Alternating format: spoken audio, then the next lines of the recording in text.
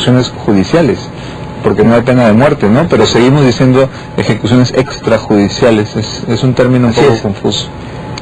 Beto, bueno, no es confuso, es que digamos, ¿hay ejecución judicial? No hay.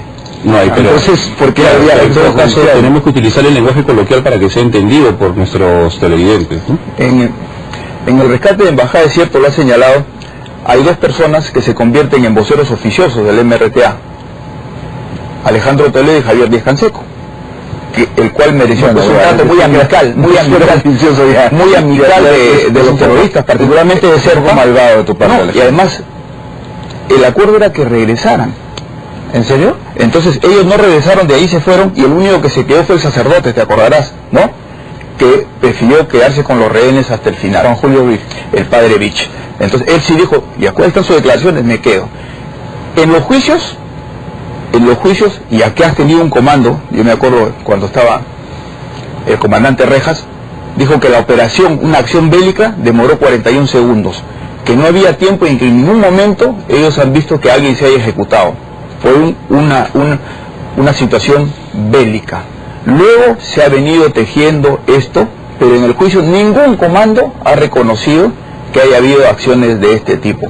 Se ha tratado de naturalizar una situación exitosa, una operación de comando, la más exitosa del mundo, que se estudia en las escuelas militares, se ha tratado de naturalizar con hechos justamente que se han presentado sobre esta situación. Y eso está está en proceso, el juicio está llevándose a cabo en el Perú, por eso es que cambian justamente al agente del Estado, al procurador que había sido nombrado, el señor Azabache, porque él ya emitió prejuicio de que se había matado a alguien por fuera del combate. Bueno, pero ¿qué estaban haciendo ahí los famosos gallinazos? Creo que también lo aclaró en el juicio el coronel Guamán, ¿no? Dijo que ellos filmaron y que en ningún momento han entrado con armas. Eso tendrá que verse en el juicio. Hay una foto que ha salido en la República que está armado, ¿eh? Pero justamente allí, y permíteme aclarar una cosa más que ha hablado Juan Cheput cuando habla de narcotráfico. A pesar de que no se quiere reconocer, si tú revisas las estadísticas del narcotráfico, cuando viene Fujimori al gobierno, se encuentran 115.000 hectáreas de coca en el año 95. Se deja en 34.000. Y la capacidad productiva del país de 450 toneladas de cocaína se bajó a 120. El gobierno de Alejandro Toledo dejó en 55.000 las hectáreas de coca y la capacidad productiva del país en 280 toneladas de cocaína. El presidente Fujimori tiene cáncer, nunca ha tenido un certificado que diga que ha consumido. Eso es bueno que se sepa también. Pero sí ha tenido un narcoavión, ¿no? Porque el avión presidencial se utilizaba para llevar droga al exterior. Eso también el gobierno es otra de las falacias que se creó. Te voy a decir por qué es una falacia.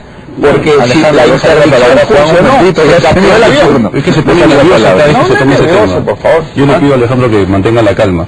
Es un hecho evidente, fáctico, comprobable, que el avión presidencial durante la época de Fujimori era enviado al extranjero con cargamentos de droga. El mismo Vaticano en varias oportunidades, antes de que le practicara torturas, el señor Vladimiro Montesinos lo aseguró y lo aseguró posteriormente.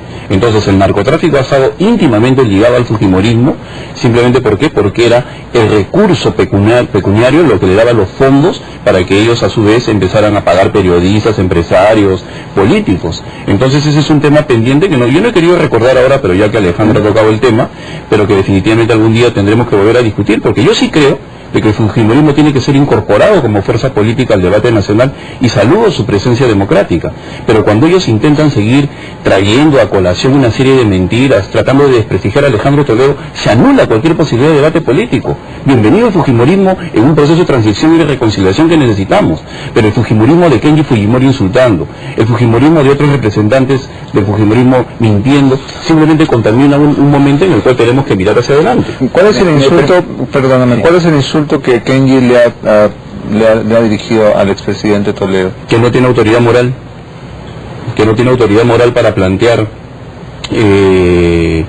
una propuesta como la que hemos hecho hace pocos días respecto a la conmemoración de un día contra el terrorismo. De repente la mejor respuesta a eso sería exhibir los éxitos del gobierno de Toledo en la lucha contra el terrorismo. ¿Cuáles fueron? Bueno, nosotros empezamos a fortalecer las bases que hubo en la zona del Guayaga y del BRAE, empezamos un proceso de reconstitución de la moral de nuestras Fuerzas Armadas que quedaron vapuleadas luego de la década del fujimorismo, se empezó a reconstruir institucionalidad a pesar de que no teníamos recursos. Entonces muchas veces los elementos intangibles que son necesarios en una primera etapa no se muestran, pero son necesarios para que de esa manera podamos empezar un camino más sostenido. Y el terrorismo no se puede crecer ante la democracia simplemente porque nos diferenciamos en autoridad moral, que es lo que nos pretende negar el congresista Fujimori. La autoridad moral no se manifiesta en hechos como asesinar con balazos en la nuca. La autoridad moral se manifiesta en juicios justos para que luego no vayan ante la Corte Interamericana. Bueno, la autoridad moral es un concepto bastante amplio, obviamente, bastante subjetivo. No, y bastante amplio sobre todo. Sí, la verdad que me sorprende y pienso que de repente Juan ha estado de embajador, porque las bases antiterroristas fueron cerradas en el gobierno de Toledo. La Fuerza Armada fue devastada en el gobierno de Toledo. Los MiG-29, los Sukhoi 25, todos estos equipamientos no fueron justamente, no recibieron mantenimiento. Y es más, un MiG-29 nuevo cayó en Chiclayo por la intransigencia del ministro en ese momento de Defensa, que lo obligó a volar. Entonces esos son hechos que son realidades y que me parece que las estás olvidando. Toledo vapuleó y maltrató a la Fuerza Armada, como lo hizo también la Comisión de la Bueno, ¿sabes por qué se cayó? Para que los televidentes recuerden, porque había una comisión, la comisión que investigaba los delitos cometidos durante el fujimorismo, y casualmente durante la década del fujimorismo se mintió diciendo de que se habían comprado repuestos para los MiG que nunca aparecieron. Entonces, obviamente, la forma como fue nuestra pobre Fuerza Armada devastada por la corrupción fujimorista, la colocó en un plano de debilidad. Pero volviendo al tema, yo creo de que tenemos que empezar a tratar en conjunto de qué manera podemos contribuir a que la memoria no se agote y más bien se recuerde y se avive en esos temas como de la lucha contra el terrorismo. Lo que ustedes han querido, digamos, con la propuesta de proponer Lucanamarca como una fecha es, digamos, algo similar a lo que se hace con el Día del Holocausto judío, es decir, es un día de recordación, pero es un día, digamos, de pesar, no es un día de júbilo. Y no solamente hay un día, está el Día del Holocausto, hay días en los cuales se conmemora la liberación de Auschwitz, etcétera, etcétera. O sea, hay un conjunto de días, pero lo que se pretende y se mantienen vivos e intactos para que la gente recuerde los horrores que se cometieron en la Segunda Guerra Mundial. Y eso es en las democracias que no quieren repetir sus errores. Nosotros hemos visto con mucha pena cómo inclusive las muestras fotográficas son abandonadas luego de unos cuantos días y no hay suficiente difusión. Acá no es cuestión de irse contra algún grupo político en especial. Acá de lo que se trata es evitar que la juventud, las futuras generaciones, olviden un momento político en la historia del Perú que fue terrible en términos de atentados contra los derechos humanos. Y qué mejor que recordar una masacre, conmemorarla, para que de esa manera se vean los errores a los cuales son capaces de llegar movimientos fanáticos que lo único que buscan es tratar de llegar al poder a través de la destrucción del sentido de humanidad. Eso es lo que queremos evitar. Y el debate que se está dando mediáticamente, obviamente tiene que llegar al Congreso donde se determinará, no puede estar contaminado por insultos, porque lo que motiva a Perú Posible es algo superior, no olvidar, en momentos en los cuales se está olvidando.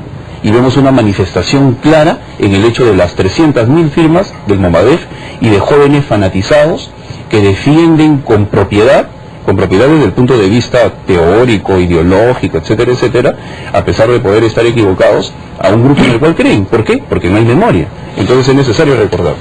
Alejandro, el exministro Daniel Mora ha admitido ayer que el gobierno de Toledo liberó a un grupo de terroristas obligados por la Comisión Interamericana de Derechos Humanos.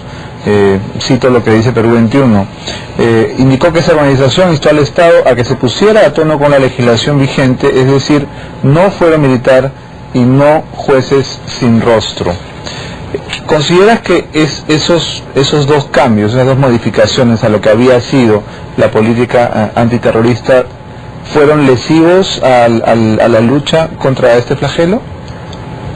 No, por el contrario, fue una adaptación de la legislación peruana que permitió justamente que se derrote al terrorismo. Acuérdate que anteriormente los jueces que estaban amenazados, atemorizados, liberaban a los terroristas. Y lo explicó muy bien, mira, Lourdes Flores, el domingo en el programa de Enrique Castillo. Dijo, eso se ha tenido que respetar porque se adaptó. En Italia se llevó adelante y justamente permitió derrotar a las Brigadas Rojas.